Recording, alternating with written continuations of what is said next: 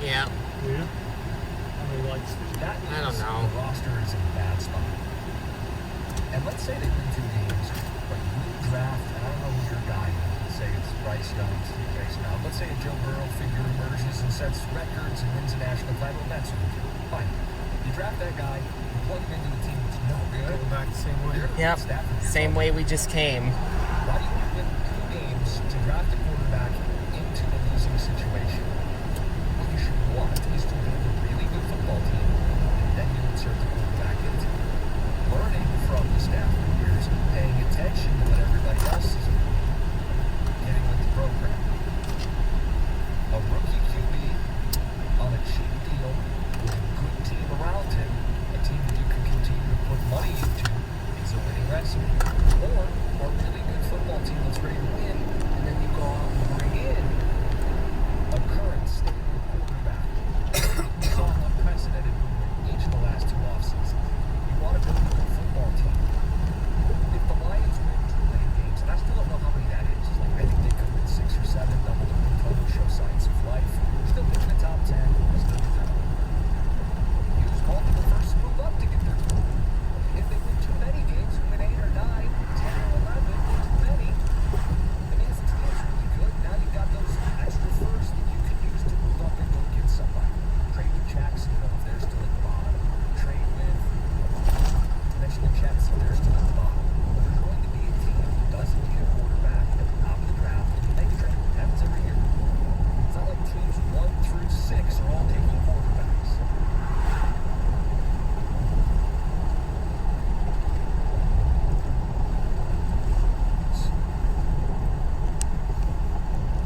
Hexter says the Lions are a great soap opera. Drama, drama, drama. The heartbroken fans and talk radio are all part of it. Yes, we do have a special section of this. It says every game is an episode. The off season, we just speculate. It's not much different than The Walking Dead, Ozark, Yellowstone. Nothing particularly great happens, but somehow we're entertained. Sand in the hourglass. Days of our lives. That's Bill on his own. Poetic, I appreciate it. The way football is set up, it is episodic, right? I do think it's part of the why it works so well. I mean, I enjoy watching football, but I do think the machine that is how we consume football is a big deal too, right? You wait all week for the game, it builds up, the anticipation, Thursday, Friday wrap up, everybody's ready for the slate of games, college, pro, Monday, just all the reaction and overreaction, and it's back up the next week. The offseason is just a bigger version of that. Everybody's optimistic in the offseason, which is why I brought this up in the first place, is just to gauge where people were at. Because I know optimism is what happens in May and June and July. Some of it's justified and some of it's nonsense. Like, I thought last year it was nonsense. People were going over-unders 5.5. They're going to surprise some people. Like, you're an idiot. So I want to know how much of it's justified. I found some of the numbers that back some of it up. You know, Vegas stuff, they think they're going to win more games, be in more games, they're favored in some games. And then I think you factor in things like teams that get better. If you were to look at a given year and go, what am I looking for a team that's going to take a step? Someone that was like uncharacteristically young or injured, things that could very easily go the other way, yeah. And I'm not picking them to win a Super Bowl or win 10 games or go to the playoffs or even have a winning record, but I think they're going to be better. Texas says Lions have lost for 60 years. What's one more? Go get a good QB. Not be stuck with Goff, the best QB in the draft, because they won too much. There's a fear you're going to be stuck with Goff, and I'm not going to worry about it. But if they win 2 games and you're not setting up the next quarterback for success, that's just where I put the line in the sand. You need to set up the next quarterback for success. And if you get the best QB in the draft, but they're on a rookie deal and they have an offensive line and a run game and a couple of playmakers and a defense that keeps them in it, then that quarterback can play a lot better than people realize. As opposed to previous Stafford, where you have a guy who's got a cannon arm, can make all the throws, and you never win very much. Hey, go win 2 games and draft him. Play it all. Actually, please don't. For our sanity, please don't.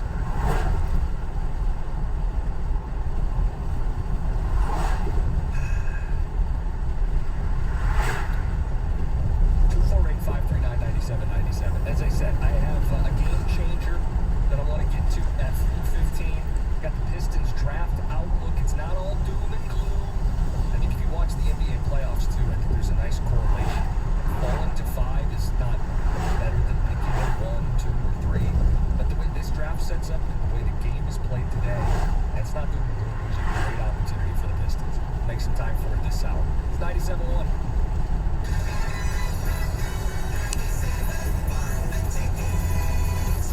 Attention home sellers, it's Mark Z with ESP. It's a great time to sell a home. Buyers are lined up because they know interest rates are going up. Dad, roll down the back window. Detroit Pistons. Yeah, there's a B. The Sports Spotlight, delivered by Driveway.com. Back in the Bronx, New York is That was gearing up for dangerous. back-to-back series Close. facing Chicago and Close Baltimore at call. home. Leading the league in home runs, they're looking to continue their streak Stinker. and hold on to their Yeah, I know. first-place title in the East. Looking for a car? Go to Driveway.com, where you can get pre-qualified, buy a car, and get it delivered. Driveway.com. Car buying delivered on your terms and on your turf. In a perfect world, everyone would be a perfect driver. Hands at 9 and 3, everyone. 9 and 3. Everyone would follow all the rules. Please, go ahead and merge. I'll make room. Thank you, fellow driver. And nothing unexpected would ever happen. Even the squirrels would know the right time to safely cross the road. In this perfect world, you wouldn't have to wear a seatbelt. But in case you hadn't noticed, we don't live in a perfect world. About 1,000 people in Michigan die each year in vehicle crashes, and thousands more are injured. Wearing your seatbelt reduces your risk of death in a crash by 45% in a car and by 60% in a pickup truck. So until we find a perfect world to drive in, make our imperfect world safer by buckling up. A message from the Michigan Office of Highway Safety Planning. Are you ready to upgrade your vacation this summer? This week, get top dollar for your used RV. Get traded in during the trade-up sales event at General RV. Whether you're looking for a new floor plan or a whole new way to camp, there's never been a better time to trade in and trade up. Shop our huge selection of travel trailers, fifth wheels, camper vans, motorhomes, and more during the trade-up sales event. Now through May 22nd, only at General RV in Wixom, Clarkston, Brownstown, and Mount Clemens. Every search you make, every click you take, they'll be watching you. Are you tired of being tracked online?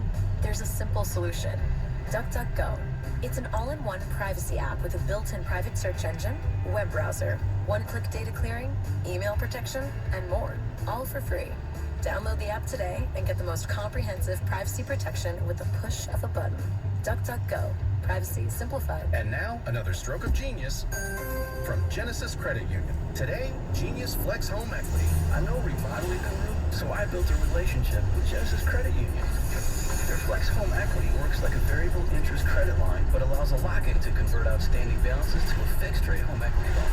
With 28 locations and 30,000 ATMs, stop by or check us out at genesiscu.org. That's genius. That's Genesis. Equal housing opportunity. Annual percentage rate is tied to the prime rate and based on credit qualifications. Have you considered doing something about your hair loss but are worried about time off, results, or pain? Doctors Berry and Aronovitz, the hair restoration experts with over 30 years of experience, can definitely help. Doctors Berry and Aronovitz are the exclusive providers of the RTAS robotic-assisted hair transplantation procedure in the greater Detroit area. With the RTAS technology and using your own hair, Dr. Ollie Berry could restore your hair in a minimally invasive procedure, giving you the thickness you want, the hairline you like, and it requires no stitches, leaves no near scar. It has a quick recovery, and the results are completely natural. You don't have to go far. It's right here in Metro Detroit. Call today to find out more and to schedule your no-obligation consultation with Dr. Berry. He'll give you honest recommendations and creatively realistic options to restore your hair. The procedure is called RTAS, so give Doctors Berry and Aronovitz a call at 248-353-1117 or online at mihairdoc.com. That's 248-353-1117 or visit mihairdoc.com. Music Town is rocking again.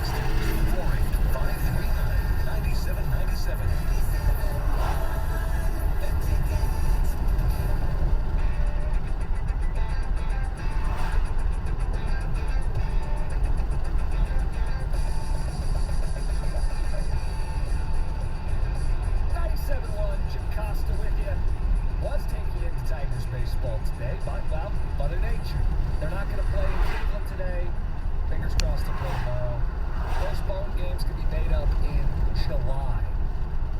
Rained out today in Cleveland. That's fine. We got a jam-packed show. 5 o'clock, the Tigers talking point that I'm already tired of hearing. We'll get into that. Before the hour ends, the Pistons draft outlook. It's not doom and gloom. I actually think there's a really nice situation that may play out for them this year in the draft. But eventually, game changer. So I was gone the last 10 days. Ate out a lot. Wallet feeling it right. Clothes fitting a little tighter. We went out to eat a lot. And we found ourselves, we had reservations a lot of the time. But we'd show up a little early. And a lot of time we just sat at the bar. And like the third or fourth time we did it, like, this is a game changer. Like if you're going with a party of 4, 5, 6, fine, I get it, you're not sitting at the bar. But if it's just you and your wife, you and your significant other, you and 1 or 2 friends, you want a date, right? Small parties, we're talking 1, 2, or 3 people. We looked at each other and we're like, we should just eat at the bar every time. You're not waiting for a table. You're not waiting for someone to refill your drink. You get a little conversation if you want it, but you don't need it. It's a game changer. I think I'd prefer it. Outside of, like, listen, if it's a romantic dinner, you want, fine, you sit at the table. But Tim, are you with me here? Like, sit at the bar, super underrated. It's a game changer. I am all in on this. Okay. Melissa and I do this all the time. If we go somewhere, I'm like, we always go to the host stand and say, 2 and try and get, like, we try to get a table. But if the moment the wait is over a half hour, cash out. We're scoping the bar. Scoping it. Just because, you can't always get there. Mm-hmm. But if it's possible, we do that all the time. I remember last October we went to Philly. And we went to this one restaurant, and it was a Saturday night. Of course, it was busy. Mm-hmm. And it was dinner time. It was a little before, though, so I thought we might be okay. And we walk in this restaurant, it's packed, and they're still dealing with a little bit of COVID. Not a lot, but, a little bit. And, oh, yeah, hour away. Crap. Like, well, this is... We went online and scoped what's in the area, and this is where we decided to eat. So, yeah, put us down. And we're standing there waiting. I'm like, is there 2 seats over there at the end of the bar? That is a great sight. She went over there and gave me a little wave. 2 seats tucked away right at the end of the bar. Kind of in the back, no one else could see them. Went to host the stand. I was like, yeah, go ahead and take her name off. We're good. Tim, we must have done that a half a dozen times, maybe more, when we were in Hawaii. Like, we had reservations because we were at, like, a resort and, like, the hotel restaurant. We had, like, breakfast every day. We had, like, time set aside so we didn't have to wait. At the end of the trip, we're like, let's just take those at the bar. Take us off the list. Same thing with dinner. I mean, I feel like it's a game changer. When it's you and 1 person, you and 3 is probably pushing it. Go to the bar. Eat at the bar. Get drinks at the bar. You don't wait. Your service is better. Like, I don't know if this is a life hack that I've just been living without. The drinks are definitely there quicker. That's for sure. Yeah. I feel like outside of, like, having a big party or it being, like, you want something more intimate, I feel like this is going to be my preference moving forward. We did that in Traverse City with a party of 6 months. You sat at the bar. We sat at the bar. We walked in, we asked how long, and it was like 45 minutes, and I looked at the bar, and there was tons of open space, and it was a brewery. But then there was tons of open space at the bar, and I looked at everyone's like, I know that, we're a big party, so a table's probably the ideal situation. I'm like, what, does anyone have a problem with us sitting at the bar? And everyone's like, nope, and we went and sat right down. The only thing there is you can't talk to everybody as easily. But you know what? People just got up and moved around until the food came. I'm down with it. I would think, and I had this thought too. I don't like talking to people anyway. I was like, I'll sit on this end. The 1 person you want to talk to is there, maybe 1 other, and that's it. Yeah. I started thinking, if I ran a crowded restaurant, I'd encourage people to sit at the bar. Help free up some tables, right? I mean, yes and no. Yes, on the idea of more butts and seats. Yeah. Less of a wait time because, every person at the bar is 1 less person. Yep. 1 less table that's occupied when you have to tell people how long it's going to be. Mm-hmm. And so that makes your wait time seem better. Same time, Sometimes, depending on staffing issues, you might want to regulate the rate at which tables are being sat and how many people are ordering at once. And it's so easier to do that through your wait staff and your host than it is to, have 15 people just go, oh yeah, let's go sit at the bar.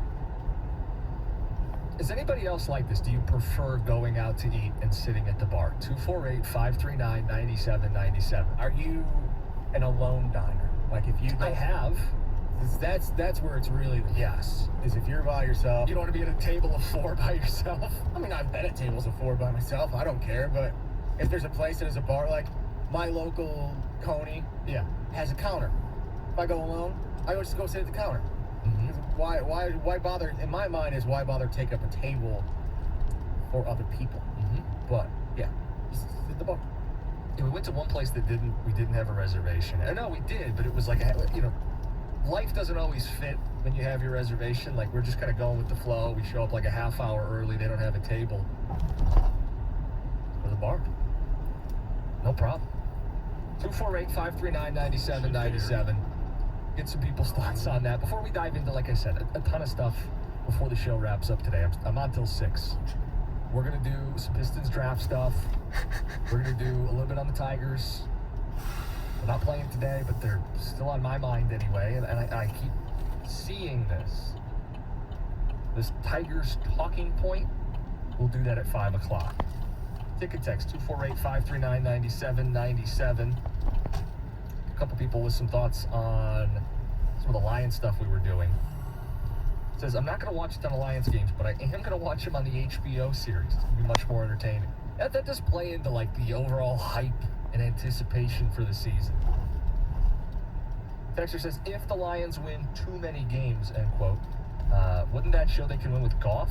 That there isn't a desperate rush to get a QB? I guess it depends how you win the 10 games. Like if Goff's a game manager and you win 10, then you still need someone to help you go to the next level. If Goff goes out and plays like one of the 10 best quarterbacks in football, I don't care how he did it, then that would create a situation where you're more comfortable. Texter says, bars that have the tray hooks on the bar